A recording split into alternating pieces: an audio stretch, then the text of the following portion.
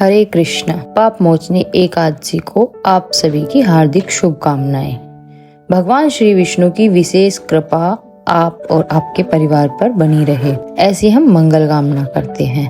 पाप मोचनी एकादशी की इस प्रातः काल बेला में हम भगवान से यही प्रार्थना करते हैं कि वे हमें भौतिक सुख समृद्धि के साथ संपूर्ण आध्यात्मिक जगत की दुर्लभ ऐसी शुद्ध भक्ति प्रदान करें। भविष्योत्तर पुराण में वर्णन आता है कि एक महान ऋषि जिनकी तपस्या वज्र के समान अडिग थी, एक क्षण के मोह में फंसकर वे संपूर्ण संचित तपोबल खो बैठते हैं। लेकिन जब उन्हें अपना पतन का अनुभव होता है तो वे पश्चाताप की अग्नि में जलते हुए भगवान की शरण लेते हैं और ऐसे दिव्य तिथि की शरण में जाते हैं जिसे न सिर्फ उनके पापों का नाश हो जाता है अपितु उनकी पूर्ण चेतना, दिव्यांगता और संपूर्ण तपस्या वापस मिल जाती है। और यही है आज की हमारी पाप मोचनी एकादशी की विशेष पौराणिक कथा। तो चलिए हमारे सभी संचित पापों को नष्ट करने की क्षमता रखने वाली इस पाप मोचनी एकादशी की व्रत कथा का श्रवण करते हैं। युधिष्ठिर महाराज ने भगवान श्री कृष्ण से पूछा, हे केशव, आपने मुझे आमलक की एकादशी का वर्णन तो कह सुनाया, अब कृपया कर आप मुझे चैत्र मास के कृष्ण पक्ष में आने वाली पाप मोचनी एकादशी के विषय में बताएं।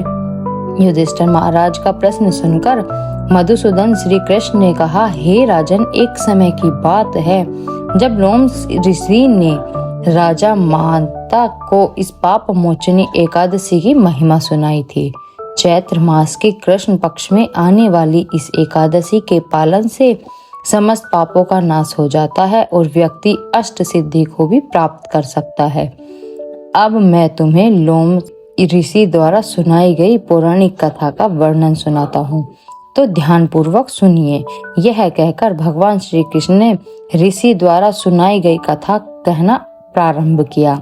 अनेक वर्षों पूर्व की बात है। देवताओं के कोषाध्यक्ष कुबेर के पास चैत्र रथ नाम एक अत्यंत सुंदर उपवन था। संपूर्ण वर्ष के दौरान वहां बसंत ऋतु छाई हुई थी और इस कारण से वहां अनेक अप्सराएं, गंधर्व, किन्नर आदि विचरण करते रहते थे। देवतागण भी चैत्र और वैशाख मास में वहां भ्रमण करने आते। उसी उपवन में शिवजी के परम भक्त मेधावी ऋषि तपस्या करते थे। अनेक अप्सराओं ने उनकी तपस्या भंग करने का प्रयास किया था, लेकिन वे निष्फल रही थी। इसलिए मंजू घोषा नामक एक अप्सरा ने उनकी तपस्या भंग करने का निश्चय किया। मंजू घोषा वहीं ऋषि के आश्रम के पास कुटिया बनाकर रहने लगी।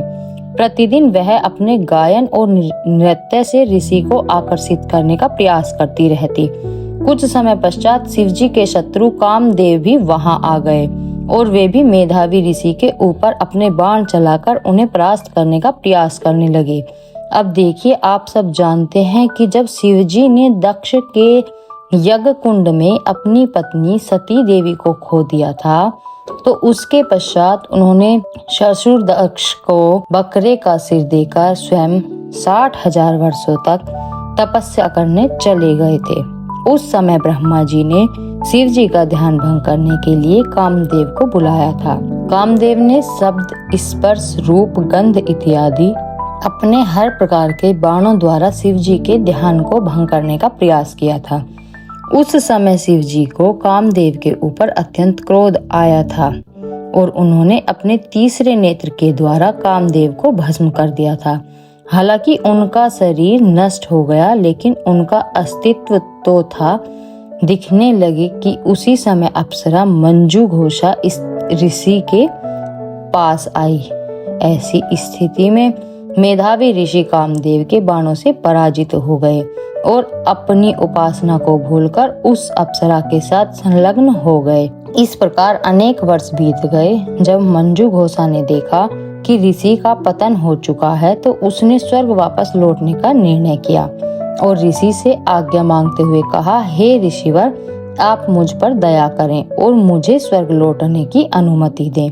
मंजू घोषा की बात सुनकर ऋषि ने कहा, हे सुंदरी, संध्या में ही तो आई हो, रात्रि यहीं पर रुक जाओ, प्रातः काल चली जाने।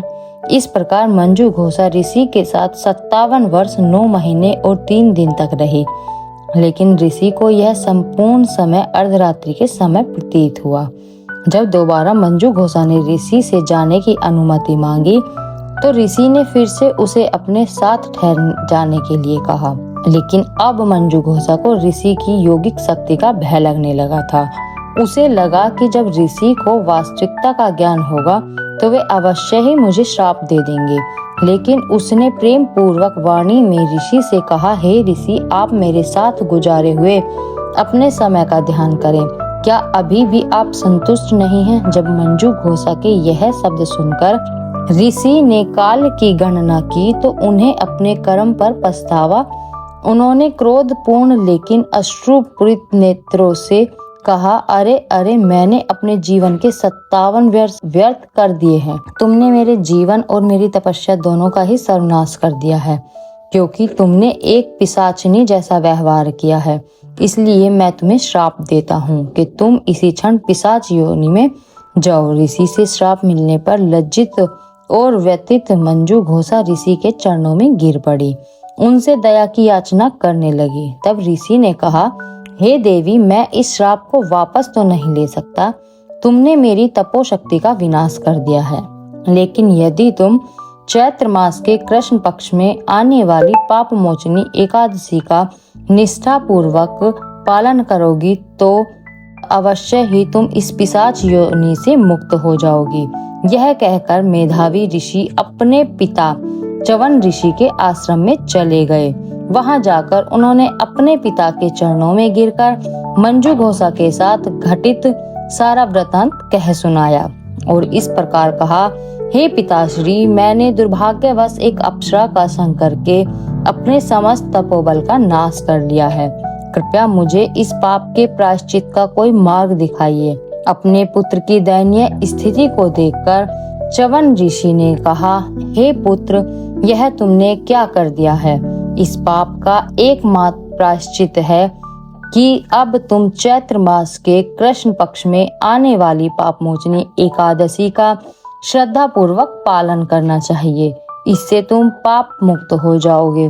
च्यवन ऋषि के वचन सुनकर मेधावी ऋषि ने अत्यंत गंभीरता पूर्वक और कठोरता से पाप मोचनी एकादशी का व्रत का पालन किया और वे सभी पापों से मुक्त हो गए। मंजू घोषा के द्वारा इस व्रत का पालन करने से उसे पिशाच योनि से मुक्ति प्राप्त हुई और उसने अपना स्वर्गीय देह पुनः प्राप्त किया। कथा का समापन करते हुए लोमस ऋषि ने राजा मदहंता से कहा, हे राजन, इस व्रत के पालन से समस्त पापों का नाश हो जाता है। जो व्यक्ति इस कथा का श्रवण या पठन करता है उसे 1000 गायों का दान करने का पुण्य फल प्राप्त होता है। इस व्रत का पालन करने से भ्रूण हत्या, ब्रह्म हत्या, मदपान पर स्त्री संग, गुरु पत्नी संग इत्यादि सभी महापापों से भी मुक्ति प्राप्त हो सकती है। इसलिए प्रत्येक व्यक्ति को इस पाप मोचनी एकादशी का पालन अवश्य करना चाहिए।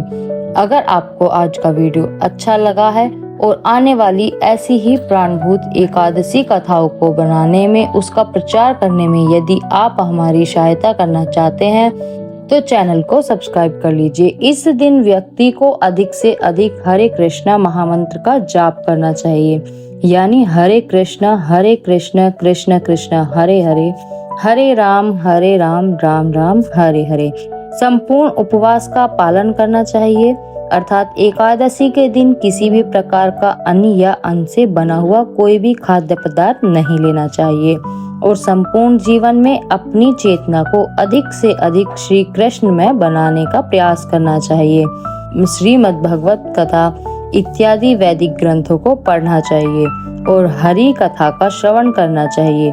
अगले दिन द्वादशी पर निर्धारित पारण समय पर इस व्रत का नियमानुसार पारण करना चाहिए।